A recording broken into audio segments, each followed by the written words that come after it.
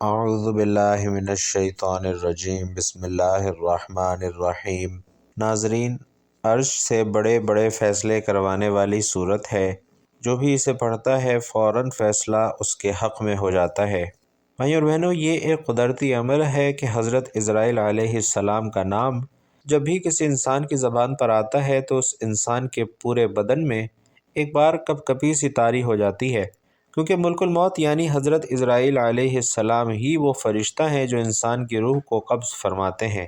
سب سے پہلے اس بارے میں بات کرتے ہیں کہ بنی نوع انسان کی روح قبض کرنے کی ذمہ داری حضرت اسرائیل علیہ السلام کو ہی کیوں سونپی گئی تھی۔ اس حوالے سے حضرت ابو ہریرہ رضی اللہ تعالیٰ عنہ کی بھی روایت ہے کہ جب اللہ سبحانہ و تعالیٰ نے حضرت آدم علیہ السلام کو پیدا فرمانے کا ارادہ کیا تو حضرت جبرائیل علیہ السلام کو زمین سے کچھ مٹی لانے کو کہا۔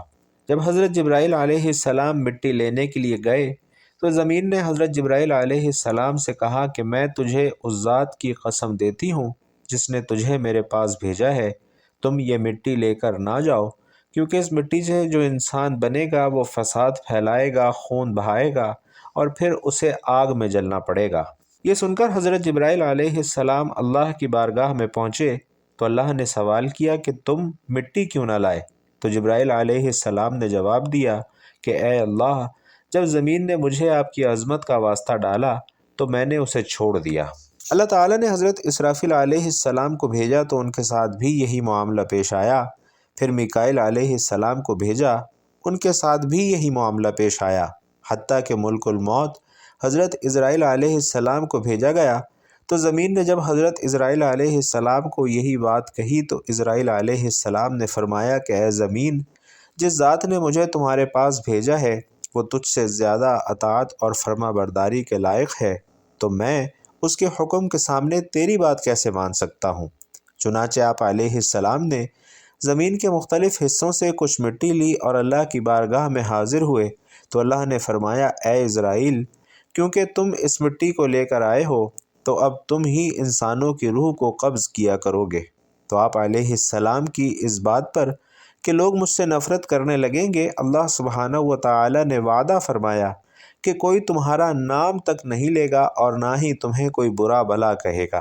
ناظرین، اب آئیے آپ کو حضرت اسرائیل علیہ السلام کی شکل و صورت کے بارے میں بھی بتاتے ہیں۔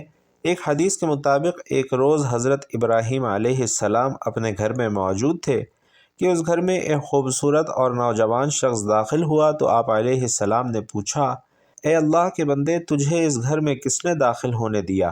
تو حضرت اسرائیل علیہ السلام نے فرمایا گھر والے نے۔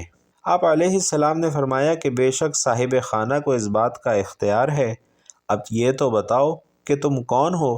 تو انہوں نے کہا کہ میں ملک الموت ہوں۔ آپ علیہ السلام نے فرمایا کہ مجھے تمہاری چند نشانیاں بتائی گئی ہیں، مگر تم میں ان میں سے کوئی بھی نشانی نظر نہیں آ رہی۔ تو ملک الموت نے پیٹھ پھیر لی اور حضرت ابراہیم علیہ السلام نے دیکھا کہ ان کے جسم پر آنکھیں ہی آنکھیں نظر آنے لگیں اور جسم کا ہر بال نوک دار تیر کی طرح کھڑا تھا۔ حضرت ابراہیم علیہ السلام نے فوراً تعوذ پڑھا اور کہا کہ آپ اپنی پہلی شکل میں تشریف لے آئیں، جو اس کی ملاقات کو بہتر جانتا ہے۔ ایک دوسری حدیث میں یوں بیان کیا گیا ہے کہ جب انہوں نے پیٹھ پھیری تو وہ شکل نظر آئی جس میں وہ برے لوگوں کی روح کو قبض کیا کرتے تھے۔ ابن عباس اور ابن مسعود رضوان اللہ تعالی علیہم اجمعین کی روایت میں اس طرح سے ہے کہ حضرت ابراہیم علیہ السلام نے معلوم کیا تھا کہ اے اسرائیل، آپ مجھے وہ شکل دکھائیں جس میں آپ کفار کو نظر آتے ہیں، تو انہوں نے کہا کہ یہ آپ کی طاقت سے باہر ہے، اور پھر ملک الموت نے وہ صورت دکھانا شروع کی اور فرمایا کہ آپ اپنا منہ موڑ لیجئے۔ حضرت ابراہیم علیہ السلام نے جب دیکھا تو ایک سیاہ شخص کے سر میں آگ کے شعلے نکل رہے تھے، اس کے جسم سے بال کے بجائے تیر اور منہ سے آگ نکل رہی تھی، اور یہ منظر دیکھ کر آپ علیہ السلام پر غشی طاری ہو گئی۔ اس کے بعد آپ نے دیکھا تو ملک الموت اپنی شکل میں موجود تھے۔ پھر آپ نے انہیں کہا کہ ذرا یہ تو بتائیں کہ نیک کی روح کس طرح سے قبض کرتے ہیں؟ تو انہوں نے کہا کہ آپ ذرا اپنا منہ پھیر لیجئے، اور جب آپ علیہ السلام نے اپنا منہ پھیرا تو آپ کے سامنے ایک حسین نوجوان کھڑا تھا جس کے کپڑے سفید اور جسم مہک رہا تھا۔ آپ علیہ السلام نے یہ منظر دیکھ کر فرمایا اگر مومن کو آپ کا دیدار نصیب ہو جائے تو اس کے لیے یہی کافی ہوگا۔ بھائیو اور بہنوں، ایک مرتبہ اللہ سبحانہ و تعالی نے حضرت عزرائیل علیہ السلام سے پوچھا کہ تجھے کسی انسان کی جان قبض کرتے ہوئے کبھی اس پر رحم بھی آیا ہے؟ تو حضرت عزرائیل علیہ السلام نے عرض کیا کہ اے اللہ، میرا ہر ایک کی روح کو قبض کرتے ہوئے دل دکھتا ہے، مگر آپ کے حکم سے روح گردانی کی مجال نہیں۔ ہاں، ایک واقعہ ایسا موجود ہے کہ جس کا دکھ میں ابھی تک نہ بھلا سکا، اور وہ غم تنہائی میں بھی میرے ساتھ رہتا ہے۔ عرض کیا کہ ایک جہاز سمندر میں سفر کر رہا تھا، وہ آپ کے حکم سے بور میں پھنسا اور تھوڑی دیر بعد وہ جہاز تباہ ہو گیا۔ جہاز میں سوار کئی مسافر غرق ہو گئے، اور جو مسافر بچے ان میں ایک ماں اور اس کا نوزائیدہ بچہ تھا، جو تباہ شدہ جہاز پر سمندر کی لہروں میں آپ کے رحم و کرم پر بہے چلے جا رہے تھے۔ تیز ہوا نے انہیں سینکڑوں میل دور سمندر کے کنارے پر پہنچا دیا۔ میں ماں اور بیٹے کے بچ جانے پر بہت خوش ہوا، لیکن پھر آپ کا حکم ہوا کہ ماں کی روح کو قبض کر لو۔ اے میرے پاک پروردگار، میں نے آپ کے حکم کی تعمیل کی، اور یا باری تعالیٰ، آپ خوب جانتے ہیں کہ یہ حکم پا کر میرا کلیجہ کانپ گیا تھا، اور جب میں نے اس شیر خوار بچے کو اس کی ماں سے الگ کیا تو مجھے کس قدر تکلیف پہنچی تھی میں بیان بھی نہیں کر سکتا۔ پھر اللہ سبحانہ و تعالی نے دریافت فرمایا کہ اے اسرائیل، کیا تجھے معلوم ہے کہ بعد میں وہ بچہ کہاں اور کس طرح سے پرورش پاتا رہا؟ اس پر اسرائیل علیہ السلام نے عرض کیا کہ اے میرے مالک، آپ ہی بہتر جانتے ہیں۔ اس پر اللہ تبارک و تعالی نے ارشاد فرمایا کہ ہم نے سمندر کی موجوں کو حکم دیا کہ اس لاوارث بچے کو اٹھا کر ساحل سمندر پر ڈال دے، اور اس ساحل کے قریب ایک سرسبز اور شاداب جزیرہ تھا۔ ہم نے پھولوں کو حکم دیا کہ بچے کے نیچے پھولوں کی سیج سجا دے، اور سورج کو حکم دیا کہ اس بچے کو اپنی تیز شعاؤں سے محفوظ رکھنا۔ بادل سے کہا کہ اس بچے سے ذرا فاصلے پر برسے، اور درختوں کی شاخیں خود بخود جھک کر پھل اور ان کا رس اس بچے کے منہ میں ڈال دیتی تھیں۔ ہم نے اس جزیرے میں ایک شیرنی کی ذمہ داری لگائی کہ وہ روزانہ اس بچے کو دودھ پلائے۔ شیرنی کے خوف سے بچے کے پاس کوئی جانور نہ آ سکتا تھا، اور اس جزیرے میں ہم نے خوشنما اور حسین پرندے بھیجے جو ہر وقت چہچہاتے تاکہ اس بچے کا دل پریشان نہ ہو۔ ہواؤں کو حکم تھا کہ اس بچے کے آس پاس سے آہستہ گزریں تاکہ اسے تکلیف نہ پہنچے۔ اے اسرائیل، وہ تنہا اور بظاہر بے یار و مددگار بچہ پرورش پا کر خوب صحت مند اور بہادر بنا، اور ہم نے اس کے پاؤں میں کبھی کانٹا بھی نہ لگنے دیا، اور دنیا کی تمام نعمتیں اسے عطا کیں۔ ایک بادشاہ جنگل میں شکار کرتے ہوئے ادھر آ نکلا، اور وہ صحت مند بچے کو دیکھ کر بہت خوش ہوا اور اسے اٹھا کر اپنے محل میں لے گیا۔ اس کے یہاں اولاد نہ تھی، اور اس بادشاہ نے اس بچے کو اپنا بیٹا بنایا، اور بادشاہ کی موت کے بعد وہ اکیلا پورے تخت و تاج کا مالک بن گیا، اور غرور اور تکبر سے ہمارے ہی بندوں پر ظلم کرنے لگا، اور ایسا سرکش نکلا کہ خود ہی خدا بن بیٹھا، اپنے بت بنوا کر انہیں سجدے کروانے لگا، اور اس طرح سے خاک کا بنا پتلا ہمارا شریک بن بیٹھا۔ آخر ہم نے اس کی ہدایت کے لیے اپنے خلیل ابراہیم علیہ السلام کو اس کے پاس بھیجا، لیکن اس ظالم نے ہمارے پیارے کو بھی آگ میں پھینک دیا۔ اے اسرائیل، اس بچے نے میرے احسانوں کا کیا شکر ادا کیا؟ وہ سرکش نمرود بن کر اس وقت ایک بڑے ملک کا بادشاہ ہے، اور اسی نے میرے خلیل ابراہیم علیہ السلام کو آگ میں جھونکا ہے، اور اب خدائی کا دعویٰ کر کے لوگوں کو میری راہ سے ہٹاتا ہے، اور اس طرح سے وہ اپنا حکم نہ ماننے والوں کو سخت ترین سزائیں دیتا ہے۔ ناظرین، یہ تمام واقعہ سن کر اسرائیل علیہ السلام نے عرض کیا کہ اے مخلوقات کے مالک، میں اس سرکش بچے کی حالت سے بے خبر ہونے کے سبب اپنے دل میں خیال اور ملال لاتا رہا، اور یہ راز آپ مجھ سے بہتر جانتے ہیں۔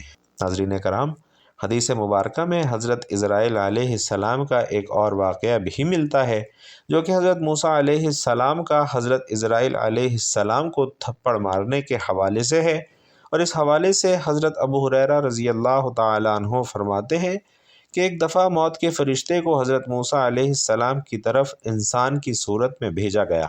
جب وہ فرشتہ آیا تو حضرت موسیٰ علیہ السلام نے اسے تھپڑ مار کر اس کی آنکھیں پھوڑ دیں، اور وہ اپنے رب کے پاس واپس گیا اور عرض کیا، اے اللہ، تو نے مجھے ایسے بندے کی جانب بھیجا جو مرنا ہی نہیں چاہتا۔ تو اللہ تعالیٰ نے اس کی آنکھ اپنی حکمت سے درست فرما دی اور فرمایا کہ ان کے پاس دوبارہ جاؤ اور انہیں کہو کہ اللہ فرماتا ہے کہ اپنا ہاتھ کسی بیل کی پشت پر رکھیں، انہیں ہر بال کے عوض جو ان کے ہاتھ میں آئے گا 1 سال کی زندگی ملے گی۔ حضرت اسرائیل علیہ السلام دوبارہ حضرت موسیٰ علیہ السلام کے پاس گئے اور انہیں اللہ کا یہ پیغام پہنچایا تو حضرت موسیٰ علیہ السلام نے پوچھا کہ اے میرے رب، پھر کیا ہوگا؟ تو اللہ نے فرمایا کہ موت تو پھر بھی آنی ہے۔ تو انہوں نے جواب دیا کہ اگر موت ہی آنی ہے تو ابھی ٹھیک ہے، لیکن انہوں نے اللہ سبحانہ و تعالی سے یہ دعا کی کہ اے اللہ، مجھے بیت المقدس کے قریب کر دے، چاہے وہ پھینکے گئے پتھر کی مانند ہی کیوں نہ ہو۔ نبی علیہ السلام نے فرمایا کہ اگر میں وہاں ہوتا تو تمہیں راستے کی ایک پہاڑی کے سرخ رنگ کے ٹیلے کے نیچے ان کی قبر دکھاتا۔ بھائی اور بہنوں، اس حدیث کو سننے کے بعد ذہن میں ایک سوال آتا ہے کہ ایسا کیوں ہوا؟ تو اس بارے میں ابن بطال رحمۃ اللہ علیہ لکھتے ہیں کہ اصل میں اللہ سبحانہ و تعالی نے فرشتے کو حضرت موسیٰ علیہ السلام کے امتحان کے سلسلے میں بھیجا تھا، نہ کہ موت کے لیے، اور فرشتہ انسانی شکل میں آیا، اس لیے یہ معاملہ پیش آیا۔ تو ناظرین محترم، یہ تو تھیں چند حکایات اور روایات ملک الموت حضرت اسرائیل علیہ السلام کے حوالے سے، اور اب آپ کو حضرت اسرائیل علیہ السلام کا بارگاہ مصطفیٰ صلی اللہ علیہ وسلم میں حاضری کا ایمان افروز واقعہ بھی بیان کرتے ہیں۔ روایات میں آتا ہے کہ اللہ سبحانہ و تعالی نے ملک الموت کی جانب وحی فرمائی کہ میرے حبیب اور محبوب محمد مصطفیٰ صلی اللہ علیہ وسلم کی طرف جاؤ اور انتہائی خوبصورت شکل اختیار کر کے حاضری دینا، اور آپ علیہ السلام کی روح قبض کرنے میں بہت زیادہ نرمی سے کام لینا۔ حضرت اسرائیل علیہ السلام زمین پر اترے اور ایک اعرابی کی طرح آپ علیہ السلام کے دروازے پر آ کر دست بستہ کھڑے ہو گئے، پھر سلام عرض کیا اور عرض کیا کہ اے رحمت للعالمین، کیا مجھے اندر آنے کی اجازت ہے؟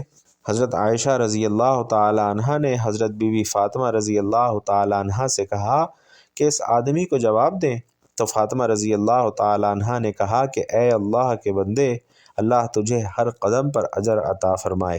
رسول اکرم صلی اللہ علیہ وسلم کی طبیعت اس وقت بہت ناساز ہے، لہٰذا بعد میں آ جانا۔ اس نے دوبارہ صدا دی تو حضرت عائشہ رضی اللہ تعالی عنہ نے حضرت فاطمہ رضی اللہ تعالی عنہ سے پھر کہا کہ اس آدمی کو جواب دو، تو حضرت فاطمہ رضی اللہ تعالی عنہ نے اس آدمی کو پھر سے مخاطب کیا کہ اے اللہ کے بندے، اللہ آپ کو ہر قدم پر اجر عطا فرمائے۔ رسول اکرم صلی اللہ علیہ وسلم اپنے نفس میں مشغول ہیں۔ تھوڑی دیر گزرنے کے بعد اس نے پھر سے صدا دی کہ کیا میں اندر داخل ہو سکتا ہوں؟ مجھے ضرور اندر داخل ہونا ہے۔ تو رسول علیہ السلام نے حضرت اسرائیل علیہ السلام کی آواز سن لی اور فرمایا، اے فاطمہ، دروازے پر کون ہے؟ انہوں نے فرمایا، اے اللہ کے رسول، ایک اعرابی شخص دروازے پر اندر آنے کی اجازت مانگ رہا ہے۔ ہم نے اسے 2 مرتبہ جواب دیا ہے تو اس نے تیسری مرتبہ پھر سے صدا دی ہے، جس سے میری جان کانپنے لگی ہے۔ تو رسول علیہ السلام نے فرمایا، اے فاطمہ، کیا تو جانتی ہے کہ دروازے پر کون ہے؟ یہ لذتوں کو ختم کرنے والا ہے، دوستوں کو جدا کرنے والا ہے، عورتوں کو بیوہ کرنے والا ہے، بچوں کو یتیم کرنے والا ہے، گھروں کو بے آباد اور قبروں کو آباد کرنے والا ہے۔ یہ ملک الموت ہے۔ اور پھر آپ علیہ السلام نے فرمایا، اے ملک الموت، اللہ آپ پر رحم کرے، داخل ہو جاؤ۔ تو اس طرح سے ملک الموت رسول اکرم صلی اللہ علیہ وسلم کی بارگاہ میں حاضر ہوئے تو رسول علیہ السلام نے فرمایا کہ اے ملک الموت، کیا تم صرف میری زیارت کے لیے آئے ہو یا میری روح قبض کرنے کے لیے آئے ہو؟ انہوں نے عرض کیا کہ یا رسول اللہ، میں یہ دونوں کام کرنے کے لیے ہی آپ کے پاس حاضر ہوا ہوں۔ مجھے اللہ سبحانہ و تعالی نے حکم دیا ہے کہ میں آپ کی اجازت کے بغیر آپ کے گھر میں داخل نہ ہوں اور آپ کی روح آپ کی اجازت کے بغیر نہ نکالوں۔ اگر آپ مجھے اجازت دیں تو ٹھیک، ورنہ میں اپنے رب عز و جل کے پاس لوٹ جاؤں گا۔ اللہ اکبر کبیرہ۔ ناظرین محترم، یہ ہے شان اللہ کے حبیب صلی اللہ علیہ وسلم کی کہ آپ علیہ السلام کی اجازت کے بغیر آپ کی روح قبض کرنا تو درکنار، آپ کے گھر کے اندر داخل ہونے کے لیے بھی فرشتے آپ کی اجازت کے منتظر ہوتے ہیں۔ نبی علیہ الصلاۃ والسلام نے دریافت فرمایا کہ تم میری روح کس طرح قبض کرو گے؟ تو حضرت اسرائیل علیہ السلام نے عرض کی، یا رسول اللہ صلی اللہ علیہ وسلم، میں بڑے بڑے بادشاہوں کی روح قبض کرتا ہوں، لیکن میں کبھی کسی سے نہیں پوچھتا اور کسی سے اجازت نہیں لیتا، لیکن اللہ رب العزت نے مجھے یہ حکم دیا ہے کہ میرے محبوب کے گھر کے اندر داخل ہونے کے لیے بھی اجازت طلب کرنا اور روح قبض کرنے کے لیے بھی اجازت طلب کرنا۔ اگر وہ اجازت دیں تو روح قبض کرنا، ورنہ لوٹ کر واپس آ جانا۔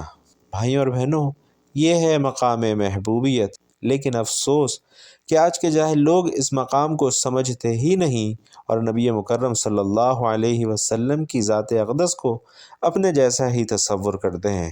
حدیث پاک کا مفہوم ہے کہ خالق کائنات نے نبی رحمت صلی اللہ علیہ وسلم کو یہ اختیار عطا فرمایا تھا کہ اے محبوب، اگر آپ ہمیشہ کی زندگی چاہتے ہیں تو ہمیشہ زمین کے اوپر چلتے پھرتے رہیں گے، لیکن اگر چاہو تو میرے پاس آ جانا۔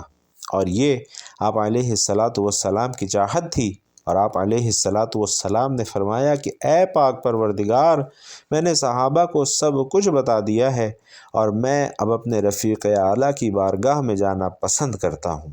یہ مقام عالی شان کسی اور نبی کو نہیں دیا گیا، جبکہ بعض انبیاء کرام کو محدود اور مشروط طور پر یہ اختیار عطا کیا گیا تھا کہ جتنا عرصہ چاہو زمین پر رہ لو، لیکن پھر آخر کار لوٹ کر واپس ہی آنا ہے۔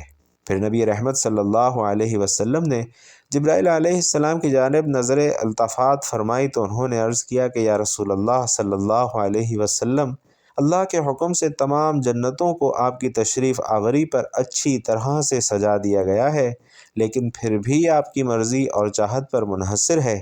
اگر آپ چاہیں تو آپ کو اس امر پر اختیار حاصل ہے۔ نبی رحمت صلی اللہ علیہ وسلم نے اپنے خالق حقیقی کی بارگاہ میں جانا ہی پسند فرمایا اور رہتی دنیا تک اپنی تعلیمات کا نور چھوڑ کر خود اللہ کی عظیم المرتبت رفاقت اختیار فرمائی۔ نبی کریم صلی اللہ علیہ وسلم نے فرمایا، اے ابو ذر، تم قرآن کی تلاوت اور ذکر خدا کثرت سے کیا کرو، کیونکہ یہ تمہارے لیے آسمان میں شہرت اور زمین میں نورانیت کا باعث ہے۔ آپ صلی اللہ علیہ وسلم نے ارشاد فرمایا تھا کہ جو ایک رات میں 10 آیات کی تلاوت کرے اسے غافلین میں شمار نہیں کیا جاتا، اور جو 50 آیات کی تلاوت کرے اسے ذکر خدا میں مشغول رہنے والوں میں شمار کیا جاتا ہے، اور جو 100 آیات کی تلاوت کرے اسے عبادت گزار لوگوں میں شمار کیا جاتا ہے، اور جو ہر رات میں 300 آیات کی تلاوت کرے اسے کامیاب لوگوں میں شمار کیا جاتا ہے، جو 500 آیات کی تلاوت کرے اسے راہ خدا میں جہاد کرنے والوں میں شمار کیا جاتا ہے، اور جو 1000 آیات کی تلاوت کرے وہ ایسا ہے جیسے اس نے کثیر مقدار میں سونا راہ خدا میں دیا ہو۔ تو ناظرین کرام، یہ قرآن کریم کی وہ صورت ہے جو عرش سے اپنی ہر بات کو منوا لیتی ہے۔ حضرت علی رضی اللہ تعالیٰ عنہ فرماتے ہیں، میں نے 170 جنگیں اس صورت کی برکت سے جیتی ہیں۔ درہ خیبر کو بھی آپ نے اسی صورت کو پڑھ کر اکھاڑا تھا۔